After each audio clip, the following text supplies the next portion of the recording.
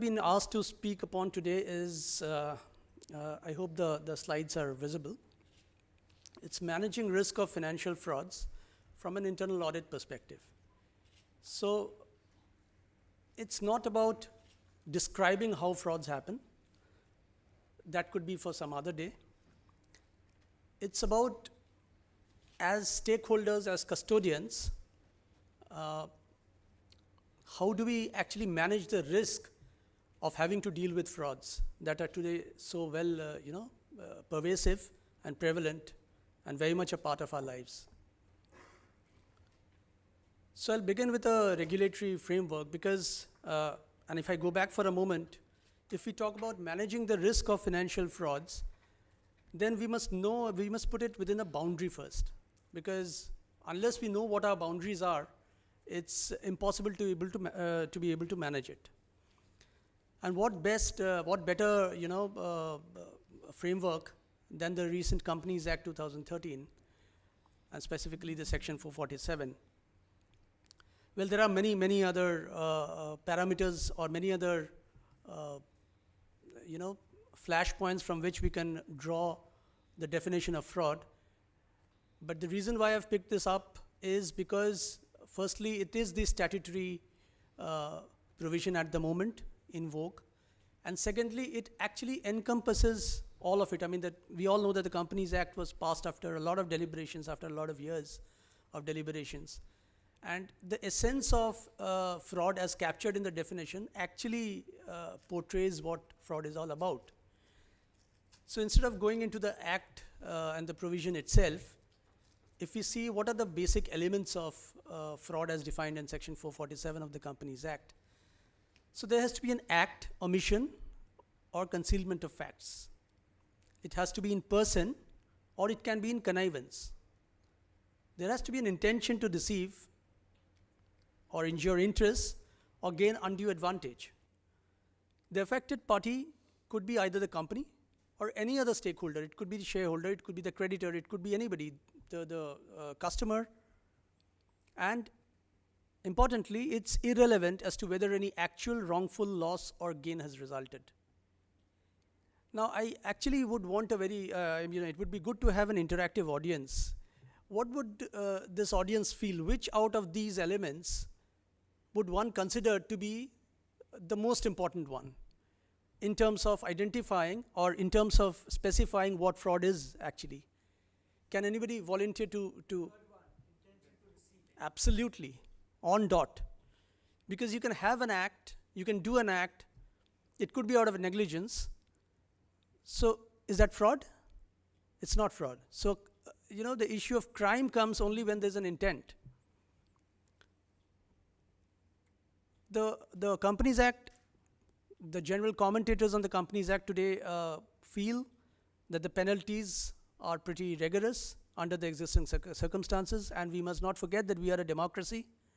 So within this democratic setup, one has to operate. So there are fines, there is imprisonment, or both. There are certain relevant sections under, which attract Section 447, which are cognizable. There is no bail or bond is possible. And I've just listed out the sections. Of course, these are all available in the Act. So within this, the perspective of this, so as a stakeholder or as a custodian of internal controls, of audit, of providing the duty to provide assurance to all the stakeholders, what I do personally is what I'm going to share with the august audience today. So what I've done is actually listed down, if you see on the inside the red block, if you just remember these and keep applying these words to every act of checking, then probably, we could come to a large extent, we could actually say that we've been able to address a bit of frauds. And that's, just to repeat it, it's act, omission, concealment, in person, in connivance, intention, any stakeholder, irrelevance. So people can actually build up a pseudonym, and the way I want to take it forward is actually to ensure that we can embed each of these into the very acts that whatever we check or whatever we do as part of our duties in whichever capacity we are in an organization. So just to speak about the liability and the responsibility, a short overview. There's a lot of detail in this, but I'm not getting into the details. So the independent directors, one of the important facets of the Companies Act is the Schedule 4 places onerous responsibilities on the independent directors today. They need to satisfy themselves on integrity of financial information. They need to satisfy themselves that internal controls are adequate. They need to report on actual or suspected fraud. Now, one may imagine an independent director gets the chance to be part of a company's activities maybe only 4 or 5 times in a year, maybe in a 2-hour meeting or a 3-hour meeting. How does the independent director, assure himself or satisfy himself of all of this? There's of course then the audit committee as well, which under Schedule 177 is supposed to evaluate the internal financial controls and risk management systems are in place, and to operate the vigil mechanism. So these are pretty onerous responsibilities on the apex body, which is responsible for corporate governance. And it's quite a difficult job for the components of this committee, the people who comprise of this committee. So therefore, one of the ways in which they do it is to rely on professionals like us.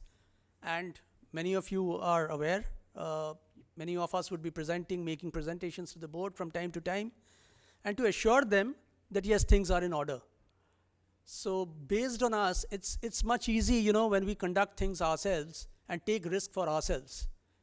But it's a much more difficult task when we are actually taking a risk on behalf of somebody else. So that must be kept in mind. And I go back, and I'm going to repeat this in every slide. So it's act, omission, concealment, in person, in connivance, intention, any stakeholder irrelevance. So if we keep this framework in mind in any job that we do, it's possible that we'll be able to cover a lot of this, as part of our assurance. So I've just tried to sum up what are the frauds that really matter. There's no end to what kind of frauds can come in. But when we talk of financial frauds, these are some of the ones which are most important. Bribery and corruption. In fact, today itself, just a few minutes back, I saw there was the Supreme Court has said that corruption is probably the biggest ailment in the country today. So, there's no repeating this truth. Money laundering, tax evasion, window dressing, financial reporting, accounting and cooking of books. So I'm not repeating, act, omission, concealment, etc., etc. So what are the common measures? The reason why I believe I have been asked to talk about managing the risk of fraud is because we commonly talk about and we commonly get to know that people talk about, control systems should be in place, we should have robust controls, we should have constant vigilance, we should be able to identify red flags, there should be awareness, stringent enforcement, whistleblowers, Dr. Subramaniam also spoke about, independent external or internal audit. So these are part of the mechanism. And generally, by and large, people are aware of what mechanisms are supposed to prevail. There are a lot of consultants who actually provide a lot of insight on what kind of risk and control matrix one should have. So identify your risks, follow it up with controls, etc. But as somebody mentioned in the previous session, a fraudster will always find out ways and means to beat it. And my own experience has been that this actually is a detriment in the path of the auditor or any person who is evaluating the control environment. Because the fraudster, whatever he will do, he will ensure that the steps that are to be followed are in order. And he'll try to beat the system. And therefore, as somebody else also mentioned, that it's like one has to be smarter than the fraudster at any point of time. So this is a small piece of information from the report to the nations on occupational fraud and abuse this is a global study by the ACFE. ACFE has been doing this study for many, many years now, and this is considered to be one of the most authentic data that is available globally. This may not be very clearly visible, but generally speaking, I've just highlighted some of the most important methods by which occupational frauds are detected. This is a worldwide survey, and if you go back to 10 years back of survey also, you'll find the same results. So therefore, nothing is changing. I mean, the environment has changed, controls have changed, people have coined new terminology, people have looked at newer ways of how to control things, but it's all old wine in the new wine in the old bottle. And why do I say that? Even today, after 15 years of rigorous corporate governance across the world, and I'm talking of post-Enron, if we take that as a starting point of really speaking very structured corporate governance, then 2000 to 2015 is about 15 years. A lot has been done. Sarbanes-Oxley has come into place, an India listing agreement, and so on and so forth. Every bit of things are done, and still we are saying that 42% of the frauds are still detected through tips. We are saying about 8% of the frauds are still detected by accident. So that makes it 50%. So who are we fooling? We say that we are doing a lot of checks, balances, this, that, and yet we say that 50% of the frauds we happen to know because it comes to us through various informal channels. So therefore, probably there's a need for this fraternity, especially the ones who are responsible for giving assurance on financial frauds, to think of more intelligent ways of doing things. And I'm sure the speakers from with experience of police, etc., would speak much better on this. But I don't know whether it's possible to prevent a crime today by simply following rules and methods, etc. Or is there an intelligence required to get information on time? If you see confession is again another. And the rest of it are through internal audits, management review, external audit, all small portions. So all in all, I think we must stand up and say that as custodians, we are not doing a great job.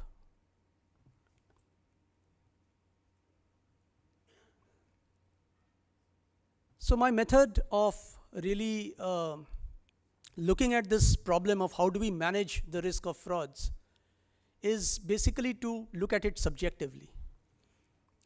So I would say that, from my own experience of about 2 decades now, I feel it's important that we don't get into the nitty-gritties and the lines and the compliance and the checklists. We don't get carried away by those.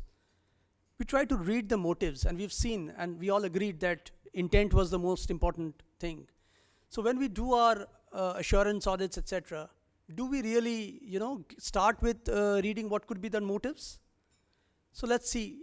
This is again a typical example. There could be many such things.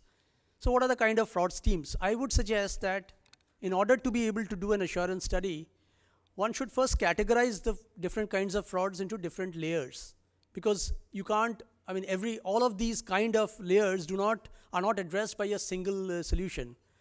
So frauds which are perpetrated by promoters, owners, could be in the areas of related party transactions, transfer pricing, money laundering, insider trading, bribery. And why would this layer do the frauds which are of this kind? Because their aims and objectives would be fund channelizing, would be profiteering through deceit, through winning large-scale contracts in a wrong method. And that would be very different from the mindset of an employee who would be committing a fraud from a very different angle altogether. So if we put both of them in the same basket and try to approach the problem, then it doesn't yield any result. The second kind of fraud is, it could be a management-perpetrated fraud. Now, why would management perpetrate fraud? Sales inflation. Why would that happen? Because today, everything is productivity-driven. So if I am able to show better results as the head of a unit, then my promotions go up, my performance is linked to it. So my first incentive is to try and show better results. Concealing asset impairments. My asset is impaired, I don't want to show it because that affects my profitability. That affects my personal performance. contract manipulation for financial gains. If we look at the layers of fraud, the highest fraud is likely to take place in the first category. And the scale of the fraud will be much, much larger compared to what would happen at an employee level. Also, what is the tone that is being set at the top if the first kind of thing has happened? We'll come to a couple of examples to show that. At an employee level, I'm not going into detail again because most people would be aware that it was, it's like teaming and leading that we say, adjusting, debts of one or payments of one person with another person, and so on and so forth. Creating fictitious employees in the system. So this is basically from a defalcation perspective. Probably what we do when we need to look back at the jobs that we do or our teams do, we probably give a lot of our effort on the employee level frauds. So what does it cover? I mean, are we really managing risk the way we should be managing? There are some frauds, again, which can be inflicted externally. There could be credit card frauds. It has happened to many organizations where organizations have been defrauded and induced into receiving credit card payments in terms of lakhs of rupees. And then it has turned out that that was a hot-listed card and nobody ever came to know about it. And then it goes into the economic offenses wing and so on and so forth. It gets into a completely different paraphernalia. So to begin with, again, we'll go back to act, omission, concealment, in-person, in connivance, intention, any stakeholder, and irrelevance. I've actually found this to be a very useful set of parameters on which if we go by this, so for whatever activity we do in terms of assurance, for that particular activity, if we see that yes, has any of these 8 principles happened, then we would be in a reasonable position to say that whether everything is all right or not. The second is assessing the applicability. So having determined or having looked at the motives that could be there. So I just forgot to mention one thing. In fact, it is useful always to create your own fraud risk library. And that would differ from organization to organization. So if I were to go and audit a hospitality industry unit, then my fraud library would be very different from if I were to go to a healthcare industry. So therefore, it's necessary to first understand the business and create your own fraud risk library. Then how does one assess the applicability? Now look at the paradox here. You're looking at imports, for instance, from a financial fraud perspective. There could be a fraud by undervaluing imports. There could be a fraud by overvaluing imports. So if we look at the problem from a simply robotic point of view, it won't yield us anything. But if we have in mind that, look, this is my auditee, and this is what I am auditing, we would be probably able to figure out that, well, if his motive could be tax evasion, then he would probably undervalue imports. I mean, there's a recent case, I'm not naming the companies because it's still sub judice, where customs duty, for concentrate of alcoholic beverage is very high at 150% plus 4% additional duty. Now, the Department of Revenue Intelligence has found that during 2009-10 to 13-14, look at these two figures. Anybody would be able to figure out. The total import is 662 crore, and the total dividend which has been repatriated to the parent company is 2,132 crore. How is that possible? So therefore, what the DRI is aiming at, and I repeat that it's sub judice, so I'm not getting into further details on this, is the value of imports have been understated, which is why they are able to show a much larger profit in India and then repatriate back the dividend without paying any custom duty. So this is an example of undervaluing imports. Similarly, we know of, again, recent cases of diamond traders arrested on money laundering charges where imports have been overvalued by 200 crores. So here it's a mechanism of sending out money. So when one looks at an area to be audited or reviewed, one needs to first understand that my auditee, what is his propensity? I mean, what is his motive? What could be his motive? And then again apply the 8 principles and see whether it fits into any of them. The next step would be detecting patterns. Over the years, what I have seen, and we have been one of the first implementers of CAD-based auditing systems in the country, what we've realized is that most of us end up analyzing the data. But what is probably more important than analyzing the data, if you were to look at it from a principal perspective or a fundamental perspective, is something called metadata. Now, what is metadata? It's data about data.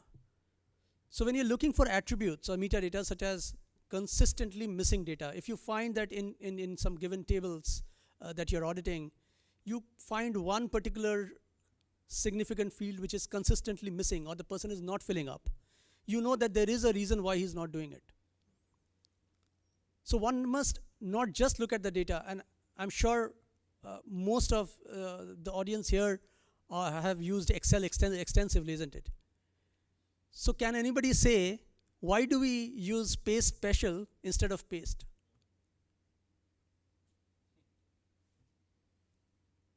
Please.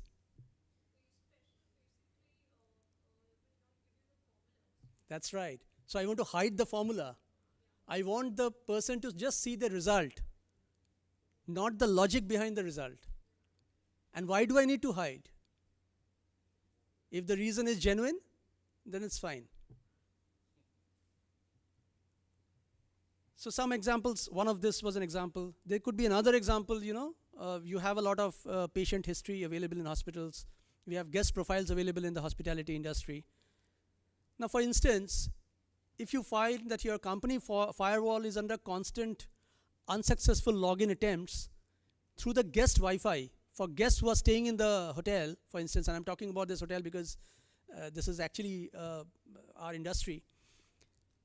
So what if you find that your firewall is receiving constant attempts through the guest Wi-Fi? So it's possible that somebody who's staying here itself is trying to penetrate our systems. So these things need to be picked up, and it's impossible to give an exhaustive list in a 15-20 minute time. But these are some of the ideas which one can keep in mind when one really goes out to look for such things. The third area that I would talk about is using ODIR to audit. People with gray hairs would know this. I'm not sure how much with the younger generation is actually aware that the word audit actually comes from the Latin word audire. And the basic, it says to hear. Audire means to hear. And by the way, audit is a profession which is at least 400 years old in recorded history. So something a concept which has stood the test of time cannot be just washed away. We may feel that our audits mean only analyzing data and looking at information that is readily available to us in front of us. A more important thing to look at is to listen to people and to be aware of the circumstances, which unfortunately is not the case today. So social engineering is one of the best means to gauge the habits of people and their propensity to commit a crime. And I can give an example from a personal viewpoint as well. And this was not in this organization, it was in some other organization, where in a forest resort, there were elephants. So elephants consume about 40 gallons of water a day. Okay, and during a period, the consumption was the same. But the mahavat of the elephant, when somebody was speaking, a friend of mine was speaking, then the mahavat actually, he was discussing all kinds of things about what they eat and what they do and how do they sleep and how do they bathe and all of that. All loose talk with the mahavat. And he said, look, she's in great pain because, she has an injury in the teeth and she can't eat, she can't drink. Then it struck my friend, what do you mean? She can't drink water, so where's the 40 gallons of water going? So then he goes back intuitively, looks at purchases, and he comes to a conclusion that the 40 gallons of water that was supposed to be procured was actually not coming in. Nobody bothered because this was going into an area where who would be bothered about an elephant, as part of a property and all of that. So actually there was no material coming in, but money was going out. So therefore this is a very small example of if you are able to connect the two, then even information which is available through something that we call as social engineering really helps a lot. Finally, I would conclude by saying that my best audit report thus far would be a one sentence. If I could ever say that I have perused the operations of so-and-so unit and have nothing to report, that would show that I have the confidence to be able to say that I have checked everything. It takes a lot of self-confidence to be able to make this statement. It's much easier for auditors and people who give assurances to point out what is wrong. But to say that I've checked everything and everything is right, it takes a lot of confidence. Thank you so much.